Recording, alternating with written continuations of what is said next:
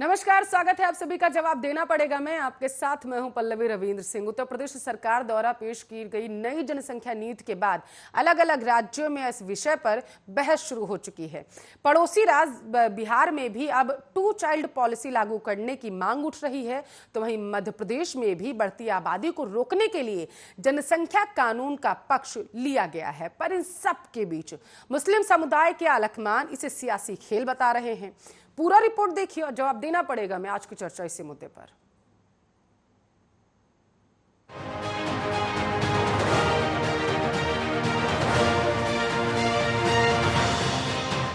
जनसंख्या कानून को लेकर अब न सिर्फ उत्तर प्रदेश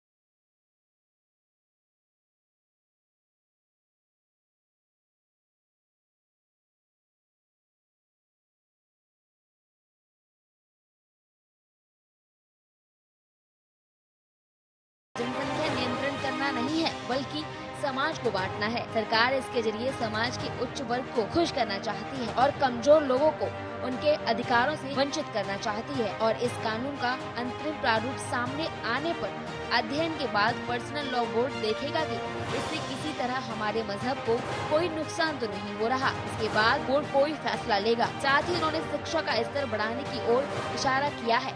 कहा है कि सरकार को जबरदस्ती का कानून लागू करने की जगह लोगों को शिक्षित करने पर जोर देना चाहिए। Special desk, Arya news.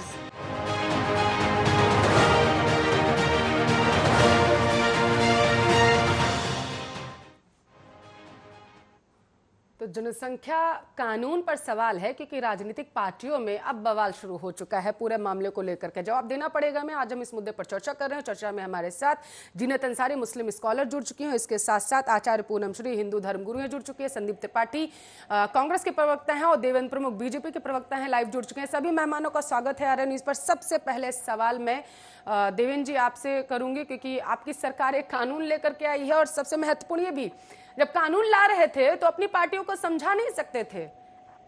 घटक दल की जो कम से कम पार्टियां हैं, बिहार का रुख कर रही हूं मैं यहां पर। देवेंद्र जी, आवाज पहुंच रही है आप तक? देवेंद्र जी, देवेंद्र जी तक आवाज नहीं जा रही है। एक बार पीसीआर जरा सा कांटेक्ट कर लीजिए, क्या प्रॉब्लम आ रही है। लेकिन उससे पहले जीनत जी, आपसे चर्चा की शुरुआत कर लेते हैं। दिक्कत कहाँ आ रही है ये समझना चाहते हैं, बताइए, ताकि दर्शक भी समझे इस पूरे मामले को, क्योंकि लगातार मुस्लिम धर्म गुरुओं की तरफ से इस कानून को मानने से इनकार किया जा रहा है। मैं सभी पहले दर्शकों का अपने नमस्कार करती हूँ और मैं ये बताना चाहती हूँ कि ये जो कानून लाया जा रहा है इसमें कोई प्रॉब्लम नहीं है।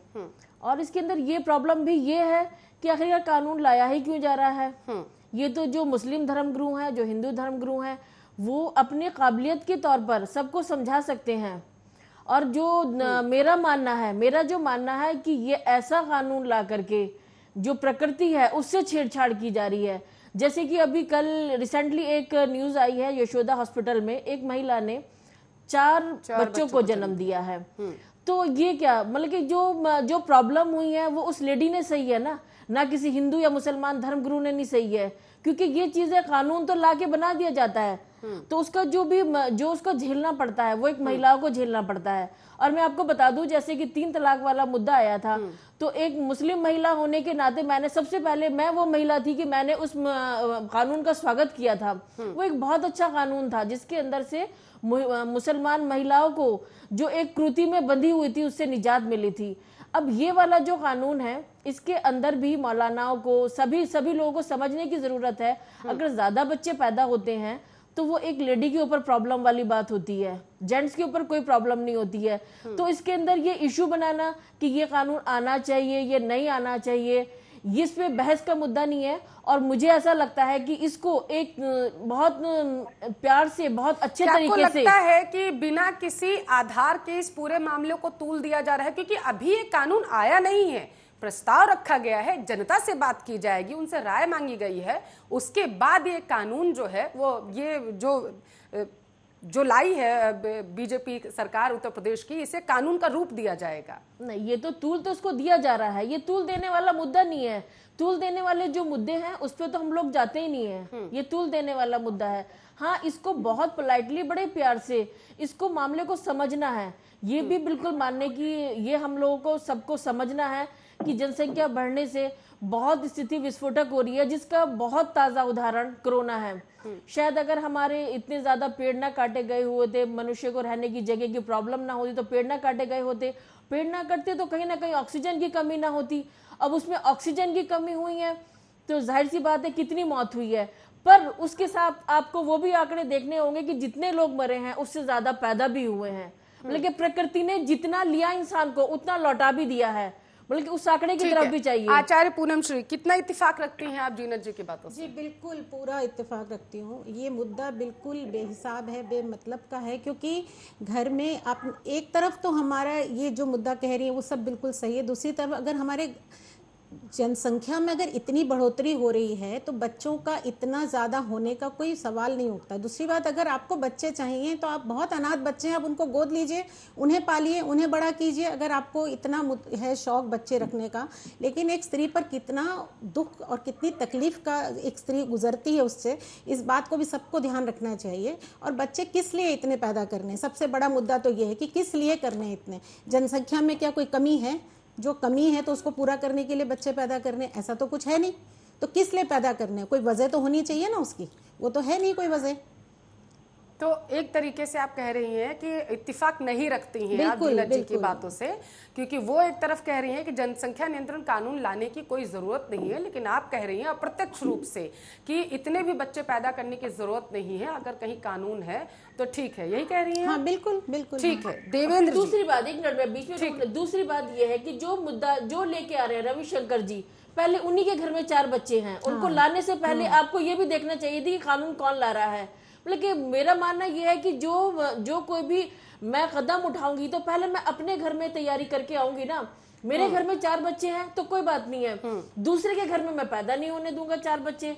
बाबा रामदेव जी कहते हैं कि आप 4 बच्चे पैदा करो, एक मुझे दे दो, 2 आर्मी में पहुंचा दो, 1 वहां रह दो। लेकिन जो बच्चे जो महिला पैदा कर रही है, तो आपने तो इसका मतलब इनडायरेक्ट वे में महिला को टारगेट कर दिया ना, कि मशीन बना के रख दी, कि उन्होंने सबने तो वही कह दिया ना कि आप 4 बच्चे पैदा करो, बाबा रामदेव जी ने कह दिया है। मैं तो सबसे बड़ी बात ये कह रही हूँ कि आज दुनिया में इतने लोग सड़क पर से भी उठाकर बच्चों को गोद ले रहे हैं, पहले उन बच्चों का भविष्य तो सिक्योर करें, फिर नए बच्चों को लाने की बात होनी चाहिए। पहले तो ये बात ही नहीं कहीं हो रही है। बच्चे क्यों, किस लिए इतने पैदा करने, मुद्दा ये है ना कि इस जनसंख्या पर कंट्रोल करना है, वो कह रहे हैं कि नहीं करना है। पूनम जी, मैं वही बताना आपको चाहती हूँ कि वो उस पे जो अनाथ बच्चे हैं उनको तो एक अडॉप्ट करने के बाद, या हम वैसे भी शिक्षा देकर शिक्षित कर सकते हैं उन चीज में ये। पर जैसे मैंने अभी बताया कि यशोदा हॉस्पिटल में एक लेडी ने एक टाइम में 4 बच्चे पैदा कर दिए। देखिए ईश्वर की प्रकृति से नहीं छेड़छाड़ करनी चाहिए। एक मिनट, ठीक है, मेरे दर्शक यहाँ पर कंफ्यूज हो जाएंगे, क्योंकि आप दोनों लोग जो कह रही हैं, हिंदू धर्म गुरु पूनम जी और इसके साथ साथ मुस्लिम स्कॉलर जीनत अंसारी जी जो कह रही है, दोनों बातें अलग हैं। एक अनाथ बच्चों को अडॉप्ट करना, उन्हें एक नया जीवन देना, ये अलग तथ्य हो जाता है। लेकिन दूसरा तथ्य ये है कि जनसंख्या नियंत्रण कानून लाया जा रहा है। पूनम जी, मैं अपने दर्शकों को भी एक बार बता दूं, शायद यहाँ पर थोड़ी सी कंफ्यूजन है।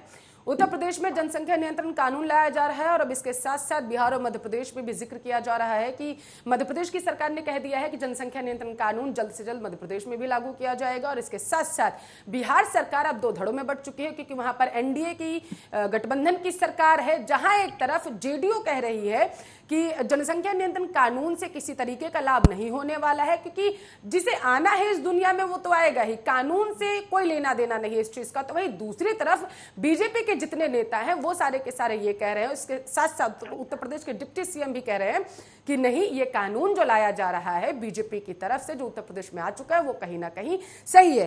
तो पूनम जी, सवाल ये है कि कानून इसलिए लाया जा रहा है कि बच्चे ना पैदा हो इस दुनिया में। एक बच्चे, उत्तर प्रदेश में बच्चे 2 ही अच्छे, एक बच्चा है तब तो अच्छी बात है, आपको सरकार की तरफ से काफी सहूलियत दी जाएंगी। 2 बच्चे अगर उसके बाद अगर आप नसबंदी करवाते हैं जा करके, तो सरकार की तरफ से उसकी भी बहुत सारी सहूलियतें दी जाएंगी। सरकार की तरफ से उस ड्राफ्ट में सारे के सारे प्रावधान रखे गए हैं। दर्शक शायद समझ चुके होंगे। देवेंद्र जी, सीधा आपके पास, कितनी सारी कंफ्यूजन्स है जनता के बीच में, कम से कम एटलीस्ट जब कोई कानून सरकार के द्वारा लाया जाता है। देखिए, अब जैसे जीनत अंसारी जी कह रही हैं, तो बहुत सारे ऐसे मुस्लिम समुदाय के लोग भी हैं, हिंदू समुदाय के लोग भी हैं जो इसके विरोध में है, कुछ लोग पक्ष में है। वीएचपी का रुख कर लेते हैं, विश्व हिंदू परिषद के अध्यक्ष, उन्होंने सीधे तौर पर कहा कि नहीं, ये कानून जो है, इससे जो देश है वो 2 धड़ों में बढ़ जाएगा। तो एटलीस्ट सबको पूरी जानकारी तो दे देते, पूरी देश की जनता को।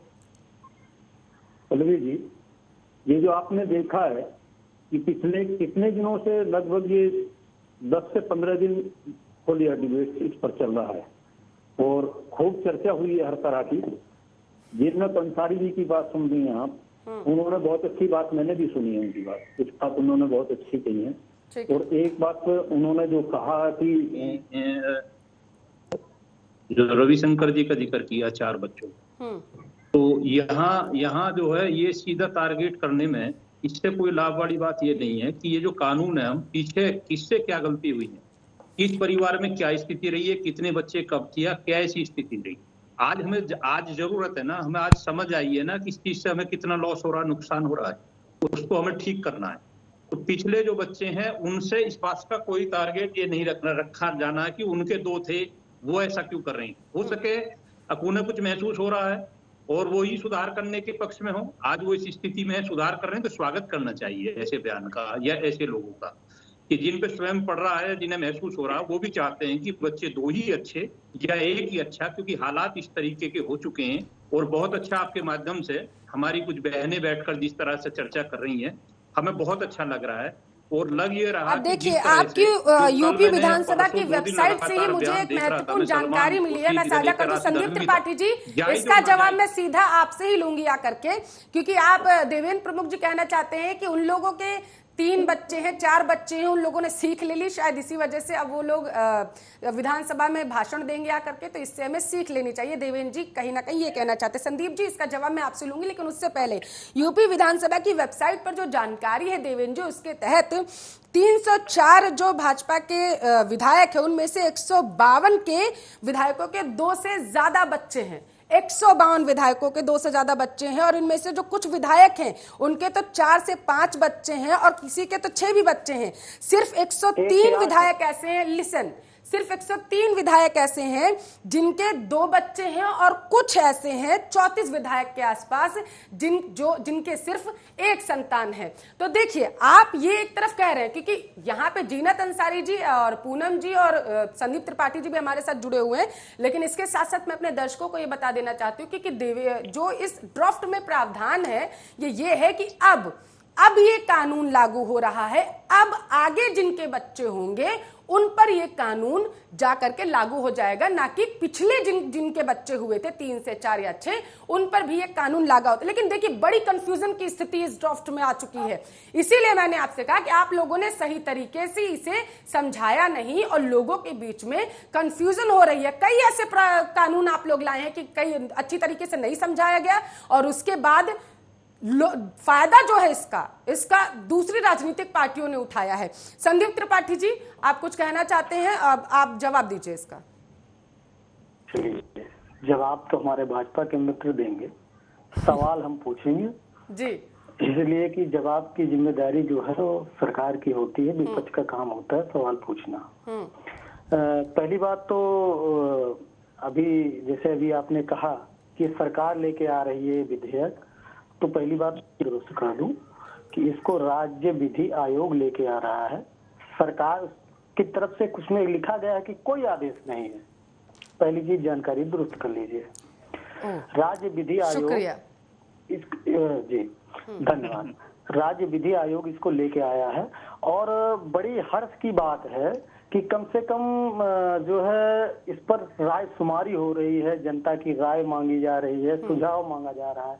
नहीं तो ये इतनी निष्ठुर और निर्दयी और संवेदनहीन और गैर जिम्मेदाराना सरकार है कि इस देश में 3 काले कृषि कानून लाती है, लेकिन उस पर क्या आपने राय शुमारी का कोई प्रोविजन या कहीं पर पढ़ा हो या कोई डिबेट हुई हो तो बताइएगा मोहतरमा पल्लवी जी, थोड़ी हमारी भी जानकारी बढ़ जाएगी। हमारे भाजपा के मित्र भी बता दें कि अगर ऐसी कोई रायशुमारी हुई हो तो ये मान के चलिए कि ये जो विधेयक आया है ये सिर्फ राजनीतिक प्रोपेगेंडा है, सिर्फ बढ़ती हुई महंगाई से ध्यान हटाने के लिए, बेरोजगारी से ध्यान हटाने के लिए, डीजल पेट्रोल के बढ़े हुए दाम पे ध्यान हटाने के लिए और जो कोरोना में जिस प्रकार से सरकार फेल हुई है उससे ध्यान हटाने के लिए। अन्यथा आप समझिए कि जो विधेयक इनको लागू करना होता है वो जनता से नहीं पूछते हैं। यहाँ तक कि अगर ये संसद में नहीं लागू कर पाते हैं तो अध्यादेश ला के चले आते हैं। ये सरकार का पहला अध्यादेश 6 महीने के अंदर भू अधिग्रहण बिल के खिलाफ था। अगर इनको कुछ करना होता तो ये हमसे आपसे नहीं पूछते, ये कर डालते। इनको सिर्फ जो है हिंदू मुस्लिम का ध्रुवीकरण करना है, सिर्फ इस उद्देश्य से इन्होंने किया है। लेकिन एक चीज और ये भूल जाते हैं कि यह वह देश है कि 1975 में जब इंदिरा जी ने नसबंदी कार्यक्रम लागू किया तो उसका भारी विरोध हुआ, जिसकी वजह से उनकी सरकार चली गई। अन्यथा हम दो हमारे दो का नारा हमारा ही है। हम चाहते हैं, बहुत अच्छी बात है आप लेके आ रहे हैं, लेकिन आप करना चाहें तब अच्छी बात है ना। सिर्फ आप उसका राजनीतिक फायदा उठाना चाहें तो ये बहुत ही जो है मैं कहता हूं कि उत्तर प्रदेश के साथ खिलवाड़ की बात है। आप 4.5 साल तक चुप रहते हैं और जब चुनाव में आप जाने वाले होते हैं आपके पास बहुत सारे इश्यूज होते हैं जिसपे आपको जवाब देना हो, उससे बचने के लिए आप एक नया सवाल। तो आप कहना चाहते हैं कि कानून ये राज्य विधि आयोग लाई है, लेकिन इसका फायदा देवेंद्र प्रमुख जी की सरकार जो है वो उठाना चाहती है कहीं ना कहीं, क्योंकि ये आया उनकी सरकार में, वरना पहले आपने भी हम दो हमारे दो का नारा दिया था। बिल्कुल, बाल कवि बैरागी जी का दिया हुआ नारा है, आज हमारा स्लोगन है। आप हर चले जाइए किसी भी CSC PSC हर जगह लिखा मिल जाएगा। मैं अपने दर्शकों को यह बता देना चाहती हूँ कि जस्टिस आदित्यनाथ मित्तल ने इस कानून को, इस ड्राफ्ट को लिखा है जिन्होंने लव जिहाद में भी, लव जिहाद का जो कानून सबसे पहले उत्तर प्रदेश में जब पारित हुआ तो उसको भी उन्होंने लिखा था और उनके कंधों पर यह जिम्मेदारी दी गई सरकार की तरफ से जस्टिस मित्तल को कि आप जाइए और आप भी इस कानून का जो प्रारूप है उसे पूरी तरीके से तैयार कीजिए ताकि किसी तरीके की जो गलतफहमी की स्थिति है वो ना पैदा हो सके। हालांकि यहाँ पर महत्वपूर्ण बात यह है कि जैसा कि कांग्रेस के प्रवक्ता संदीप त्रिपाठी जी ने बताया कि इसे राज्य वित्त आयोग लेकर के आ रहा है, बीजेपी की सरकार नहीं लेकर के आ रही है। हालांकि राज्य में बीजेपी की सरकार है तो विपक्ष लगातार सत्तारूढ़ सरकार से ही सवाल कर रहा है कि आपकी सत्ता में ये कानून आया है तो इसको भुनाने की कोशिश आप कर रहे हैं, और अप्रत्यक्ष रूप से जो विपक्ष है वो कह रहा है कि इसमें हिंदू मुस्लिमों का ध्रुवीकरण किया जा रहा है और इस कानून की वजह से देश जो है वो दो धड़ों में बंट जाएगा, एक हिंदू और मुस्लिम। महत्वपूर्ण बात है, देवेंद्र प्रमुख जी जवाब दीजिए, इस ड्राफ्ट में कहीं भी हिंदू मुस्लिम का जिक्र नहीं है, ना ही सिख, ईसाई, जैन, बुद्ध, मुस्लिम, हिंदू, कहीं भी इसका जिक्र नहीं है। फिर भी ऐसा विपक्ष को क्यों लग रहा है? एक मिनट संदीप त्रिपाठी जी, मैंने टोका टिप्पणी नहीं की, आपने जानकारी मेरी बहुत बढ़िया दुरुस्त की थी, इसलिए मैंने बोला जिसकी सरकार हम दो हमारे दो का नारा आपका था तो आपकी सरकार में भी किसी ने लिखा ही था, आपने नहीं लिख दिया था, राहुल गांधी ने नहीं लिख दिया था।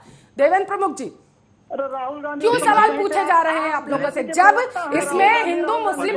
एक मिनट, ठीक है, नहीं टोका टिप्पणी की मैंने, आपकी पूरी बात को सुना। प्लीज संदीप त्रिपाठी जी, अभी आप अगर कहेंगे फिर से उधर लेके जाएंगे थोड़ा ज्यादा हो जाएगा, रुकिए एक मिनट, अभी सबसे सवाल लेने दीजिए मुझे। देवेंद्र प्रमुख जी, कहीं भी किसी विशेष धर्म का नाम नहीं लिया गया, किसी विशेष धर्म का नाम लेकर के किसी क्लॉज को या ड्राफ्ट को इस पूरे ड्राफ्ट में लिखा नहीं गया, किसी क्लॉज में नहीं लिखा गया।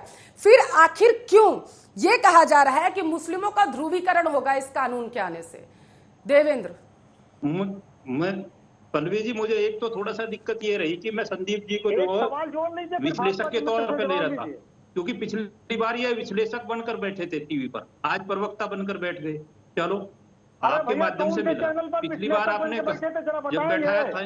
नहीं, एक मिनट संदीप त्रिपाठी जी, नहीं देवेंद्र प्रमुख जी, संदीप त्रिपाठी जी, एक मिनट संदीप त्रिपाठी जी प्लीज। देवेंद्र प्रमुख जी, संदीप त्रिपाठी जी कांग्रेस के प्रवक्ता हैं, हमारे चैनल पर ये कांग्रेस के प्रवक्ता के रूप में ही बैठते हैं। शायद कोई कंफ्यूजन हुई है, आपने किसी और को शायद देखा होगा या फिर शायद नाम में कोई कंफ्यूजन हो गई होगी, जो आपने कहा राजनीतिक विशेषज्ञ हो सकता है। संदीप त्रिपाठी जी कांग्रेस के प्रवक्ता, जवाब देना चाहता हूँ। देखिए, बहुत अच्छे अच्छे क्वेश्चन इन्होंने उठाए हैं और 2 बच्चों वाली दलील दी है। स्वागत करता हूं कि इंदिरा जी की देन है जिस तरह से दी, या इंदिरा जी का वो समय भी याद दिलाया कि जब नसबंदी की बात आने लगी तो वहां कुंवारे बेटा या बेटी जो थे जिनकी शादी भी नहीं हो रही थी उनकी भी नसबंदी की गई थी, ऐसा भी समय आया था इस देश में। और दूसरा, जिस तरह से ये बात और सवाल कर रहे हैं, कल परसों की बात है, 2 दिन पहले इनके नेताओं ने जिस तरीके से हिंदू मुस्लिम की बात करते हैं ना, ये धज्जियां उड़ाने की बात कर रहे थे इस कानून की, या जिस तरीके से इन्होंने बोला है राशिद अलवी ने कि जायज और नाजायज 2 तरह की औलाद होती है। अगर जायज और नाजायज का अंतर ये मुझे क्लियर करेंगे और देश में किसके पास है जायज और नाजायज का मतलब कांग्रेस बताएगी इस देश को, तो पता चलेगा। और रही इनके डीएनए की बात, अगर यहाँ खोलने लगे तो संदीप जी को सुनने में जो कान में उंगली डालनी पड़ेगी।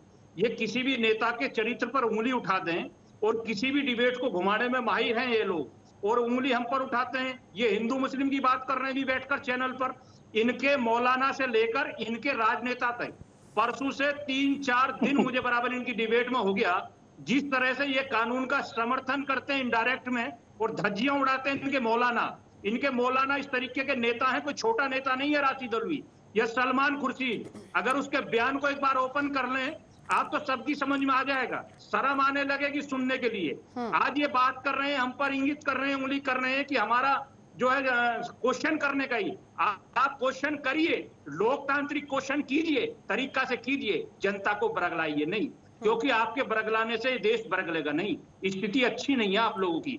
जो क्वेश्चन आप उठाकर ला रहे हैं उस क्वेश्चन को सुनने के लिए जनता तैयार नहीं है। अगर 2 बच्चों का कानून आप ही का था तो आपको सलमान खुर्शीद की जुबान पर लगाम डालनी चाहिए थी, राशिद अलवी की जुबान पर लगाम डालनी चाहिए थी और समर्थन करना चाहिए था कि इसको तो इंदिरा जी लेकर आई हैं, आप क्यों इतना रुका मचा रहे हैं? तो मैं पूछना चाहता हूँ, जवाब ले लेते हैं। नीति है ये? ठीक है, वो जवाब देना चाहते हैं। संदीप त्रिपाठी की है या आदर्श किसी और की है, क्लियर करिए। ठीक है, संदीप त्रिपाठी जी। देखिए, अभी आपने ही बताया कि उत्तर प्रदेश की जो है वेबसाइट से आपने आंकड़े उठाए कि उत्तर प्रदेश की जो है सदन में जो नेता है 304 में 152 लोग यानी 50% जो है 2 से ज्यादा बच्चों वाले हैं विधायक ही। तो यही बात अगर सलमान खुर्शीद जी ने कही तो कौन सा उन्होंने गलत कहा? उन्होंने कहा कि जायज और नाजायज सारी संख्या बताई जाए। तो बहुत से लोग ऐसे हैं जिनकी शादियां दो ये हुई नाजायज हैं। क्या कांग्रेस में नहीं है? अरे मैं बता रहा हूँ ना, सुनिए ना। सारे जायज हैं क्या? अरे पेट में आप काहे दोगे नहीं 7 होने साल में लगती है? नाजायज कितने अरे हुए? सुनना सीखिए। अरे आप डीएनए सुनना उठा के सीखिए। देखिए, कांग्रेस की नाजायज है, राम राम राम राम कांग्रेस राम भी राम राम नाजायज राम। है। अरे उठाइए राम डीएनए, राम राम राम। मैं करता हूँ क्लियर, लीजिए कॉपी पे। ओहो, कैसे नाजायज हो गया? जो इस जमीन पर पैदा पानी हो पी चुका लीजिए। है, जो इस जमीन का ठंडा हिस्सा पानी हो पी चुका है, लीजिए। जो आत्मा जो जीव जमीन पर आ चीखने चुका है, चिल्लाने से कुछ वो नहीं नाजायज होगा। हो ही नहीं सकता। अगर नाजायज है तो बोलने वाले लोग हैं नाजायज। मैं रिजेक्ट करता हूँ आपके बयान का तुरंत। चलिए चलिए चलिए, हो गया आपका। ठंडा पानी पीजिए, साइड में होकर सुनिए। ठंडे पानी की जरूरत नहीं है, तर्क के साथ बोला हूँ जी, संदीप गला जी। फट जाएगा भाई। नाजायज क्या का चिल्ला मतलब रहे हो? पूछना कोई चाहता बात हूँ मैं, शांति से रख क्या सकते हो, कांग्रेस लेकिन का अपनी बयान है? संस्कृति गुंडई दिखाने से नाजायज भी बात कोई कहाँ होगी होता है भाई? पैदा? अब गुंडा पार्टी के हो तो गुंडई नाजायज भी दिखाओगे कोई ना, पैदा होता है अब इस शब्द देश में? बोलोगे ना, पूछना अपने चाहता हूँ संस्कार मैं, दिखाओगे ना, क्लियर करिए, उसमें आपका दोष नहीं है। क्लियर करिए आप। आपके प्रशिक्षण का दोष है, कोई बात नहीं है।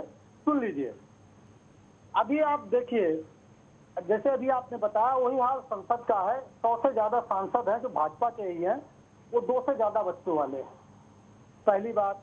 दूसरी बात आप देखिए, भारत सरकार का स्वास्थ्य मंत्रालय सुप्रीम कोर्ट में एक हलफनामा देता है और वो कहता है कि इस समय जो है बच्चों का जो पैदा होने का प्रतिशत है वो है 2 पर 2.1, मतलब 1 माह पर 2.1।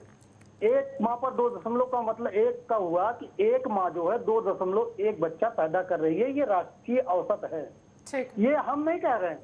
सुप्रीम कोर्ट ने, भारत सरकार ने कहा है, उनके स्वास्थ्य मंत्रालय ने कहा है। जब आप बताइए, आप कह रहे हैं, विश्व हिंदू परिषद कह रहा है कि एकल बच्चे की नीति का विरोध है, इस क्लास को हटाइए। जो बात मैं कह रहा हूँ वही बात विश्व हिंदू परिषद आपका आंतरिक संगठन कह रहा है, जिसको आप पूजते हैं, जिसके आप कहने पर चलते हैं, जिसको आप जो है मठाधीश को हटाकर अयोध्या में जिम्मेदारी दे देते हैं, उनको धर्मगुरु बना देते हैं। वो कह रहे हैं, उनकी बात मान लीजिए, हमारी बात मत मानिए। दूसरी बात, अगर हमने ये कहा कि आप राजकुमारी की बात कर रहे हैं, अगर आपको राजकुमारी लेनी थी तो आप भी और बहुत सारे कानून लागू किए, उस पर कितनी राजकुमारी की। आज जो है 21 कानून लोकसभा कराने के लिए सदन में भाजपा बैठी हुई है, वेट कर रही है जो है मानसून सत्र का, तो उस पर कितनी की राजकुमारी हुई है, कितनी ड्राफ्टिंग में हम लोग शामिल रहे हैं। तो ये चीजें आज आप जनता के बीच डाल रहे हो, इसका उद्देश्य क्या है? इस पर कोई जवाब देवेंद्र जी ने नहीं दिया, आपने पूछा भी नहीं कि आपने और विधेयकों के लिए ये प्रोविजन तो नहीं किया, इसमें क्यों किया, पहली बात। दूसरी बात, हमने कहा कि 2.1% अगर आप कह रहे हैं, भारत सरकार कह रही है कि अगर ये आपकी जो है पैदा होने का जो है दर है, तो आप उसको कितना लाना चाहते हैं? क्या चाहते हैं कि चीन जैसे हालात हो और फिर आपको पॉलिसी चेंज करनी पड़ी? इसके भयावह परिणाम होंगे। ये मैं ही नहीं, आपके बहुत सारे जो है साइंटिस्ट, वैज्ञानिक सब कह रहे हैं, और चीन से सीख सकते हैं, देख भी सकते हैं वहां पर क्या हुआ। दूसरी बात, सबसे ज्यादा बूढ़ी आबादी आज चीन में है। दूसरी चीज, अगर आप, एक बहुत बड़ा पॉइंट मैं ये रेस कर रहा हूं कि आप कह रहे हो कि ये बात सिर्फ धार्मिक मुस्लिम धार्मिक गुरु कह रहे हैं, तो भैया साक्षी महाराज जी कौन है? 4 बच्चे पैदा होने की उन्होंने बात की थी। आप 1975 में इसी जो है जनसंख्या नीति का विरोध करते थे, सबसे ज्यादा आरएसएस और जो है जनसंघ ने उस समय किया था, तब भाजपा बनी नहीं थी। इस जो है जनसंख्या नीति का सबसे ज्यादा विरोध जनसंघ ने, जो भाजपा के पुराना नाम था, उन्होंने किया था, और आरएसएस ने किया था, जो भाजपा के नाजायज बाप है। नाजायज से बड़ी दिक्कत है हमारे मित्र को, और नाजायज क्यों कह रहा हूं ये भी जान लीजिए देवेंद्र जी। इसलिए कह रहा हूं कि आप ये नहीं मानते हो कि आरएसएस राजनीतिक संगठन है। आरएसएस कहता है कि हम जो है गैर राजनीतिक संगठन है, और आप कहते हो कि आरएसएस कहता है भाजपा से हमारा कोई लेना देना नहीं है, और आप लोग साल में जाकर उनको बताते हो, अपना रिपोर्ट कार्ड देते हो। इसलिए हमने नाजायज कहा, इसलिए बुरा मत मानिएगा। संबंध है तो आप मान लीजिए कि हमारा जो है वो, हम उसके अनुसांगिक संगठन है। तो आप इन 3 सवालों का जवाब दे दीजिए कि हम आपकी बातों से अगर एग्री करते हैं। हम तो कह रहे हैं कि बहुत बढ़िया किया आपने लाया, लेकिन आप सिर्फ उसको प्रोपेगेंडा मत करिए ना, आप उसको लागू करिए। और आप यहाँ ही क्यों, और एक चीज बता देता हूँ पल्लवी जी, एक छोटी सी बात। 2019 में अश्विनी उपाध्याय, जो भाजपा के बहुत दिग्गज लीडर हैं और बहुत बड़े लायर हैं, उन्होंने 2019 में मोदी जी को एक प्रेजेंटेशन दिया और उसमें उन्होंने कहा कि भगवान राम जी ने सबसे पहले प्रस्तुत किया था 2 बच्चों की नीति को। तो क्या भगवान राम जी के नीति को मोदी जी के पिताजी ने और माता जी ने नहीं माना था? योगी जी के पिताजी और माता जी ने नहीं माना था? सच्चाई यह है कि आप ये देख के चलिए कि चाहे हिंदू हो या मुस्लिम हो, कोई भी वर्ग हो, किस भी वर्ग, चलिए ठीक है, शायद माना नहीं गया था, तभी सबसे पहले कांग्रेस ने हम दो हमारे दो का नारा दे दिया होगा। देवेंद्र प्रमुख जी जवाब दीजिए। देवेंद्र प्रमुख जी, आवाज पहुंच रही है आप तक? जी सर, पल्लवी जी आवाज मिल रही है आपको हाँ मेरी? जी, बिल्कुल बिल्कुल, बात पूरी करिए अपनी। जिस तरह से कांग्रेस के मित्र सवाल उठाते हैं, बड़े खतरनाक और जहरीले क्वेश्चन होते हैं इन लोगों के।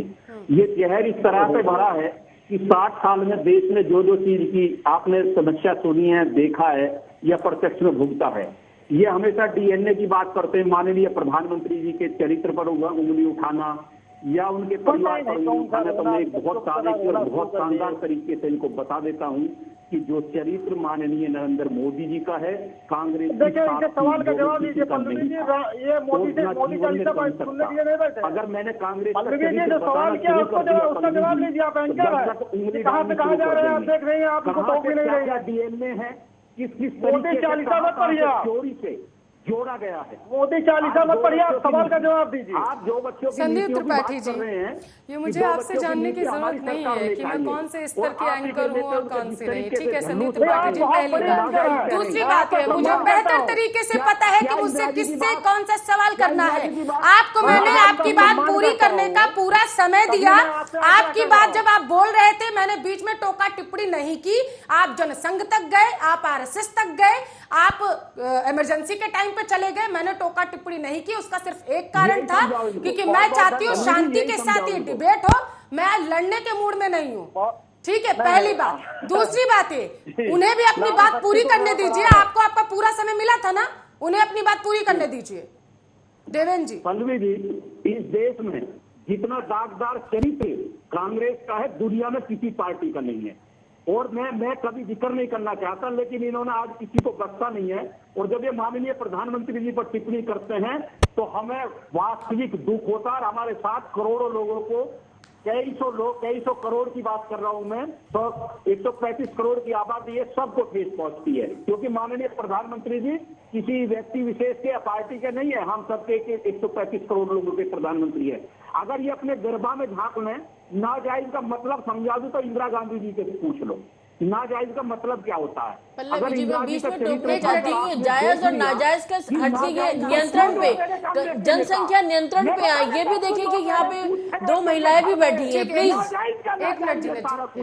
आज तक नाजायज है और ये जायज को नाजायज बना रहे हैं, जबकि भारत की संस्कृति और सनातन धर्म में कोई नाजायज है ही नहीं। जिसने इस पृथ्वी पर जन्म लिया है वो जायज है, वो बेटा है, वो औलाद है, वो आप दोनों प्रवक्ताओं की बातें सुन के मैंने इसीलिए दोनों को बीच में टोका नहीं।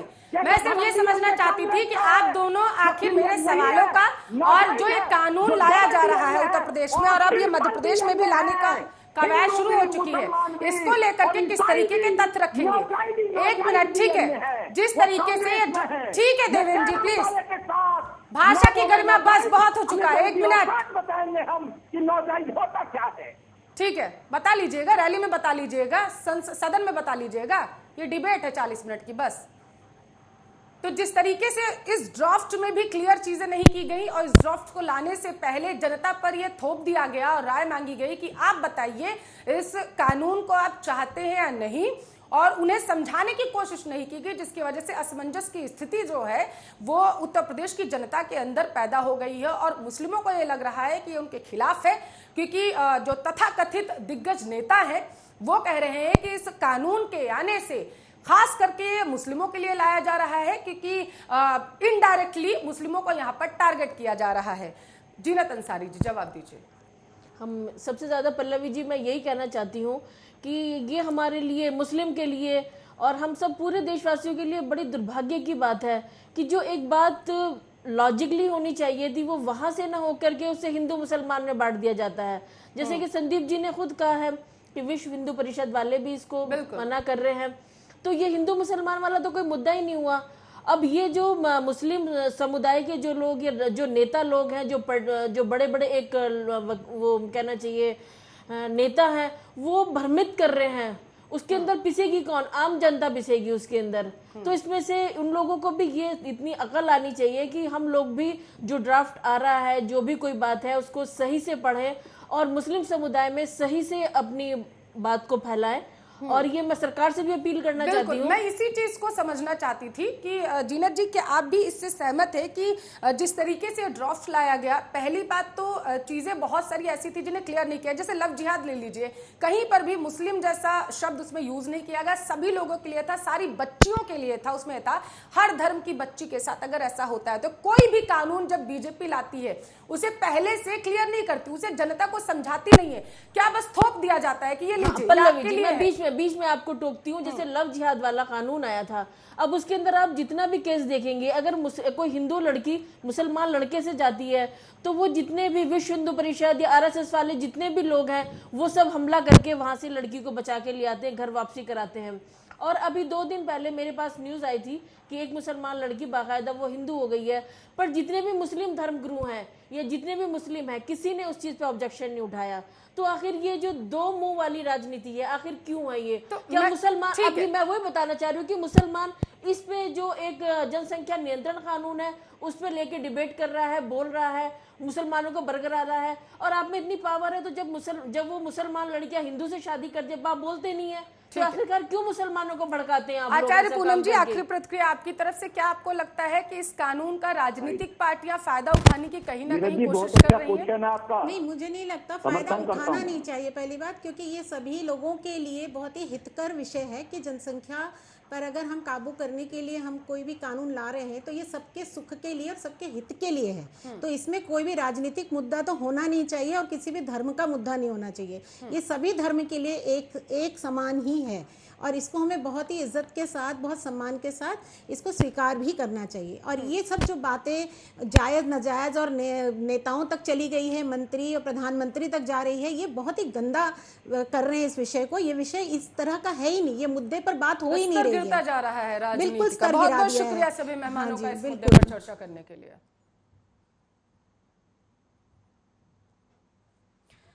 से जुड़े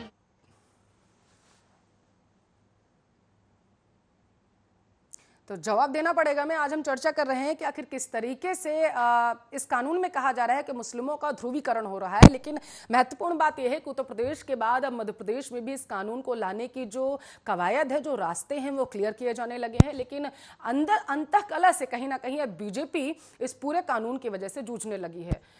जवाब देना पड़ेगा। मेरे पास इतना ही समय था। देश दुनिया की तमाम खबरों के लिए आप देखते रहिए आर्या न्यूज।